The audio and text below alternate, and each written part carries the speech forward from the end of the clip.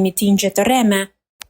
Në këtë ndarje të madhe epokale, është e dhimbshme dhe zhgënjyese të shohësh disa ish-përfaqësues të Partisë Socialiste, njerëz me të cilët kemi ndarë betejë të vështira, që sot do rreshtohen në atë anti-miting.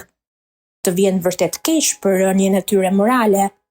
Është e trishtueshme të konstatosh se si këto figura që dikur kishin zë, sot pranojnë të përdoren si dekor, të nxitur nga interesat vogla meskine të çastit.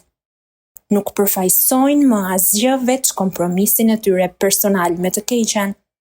Duke pranuar të bëhen buroj e korrupsionit, ata kanë dorëzuar dinjitetin e tyre përpara historisë së kësaj partie, duke zgjedhur të jenë në anën e gabuar të sheshit dhe të kohës. Shqipëria ka sot nevojë për një të majtë të rilindur mbi idealet e saj fillestare. Ka nevojë për një shpallje platforme për të rikthyer shtëpinë ideologjike të së majtës të njerëzit. Ka nevojë për një organizatë politike me moral, me integritet dhe me syt nga populli, jo nga xhepat. Ora e këtij rikthimi ka trokitur.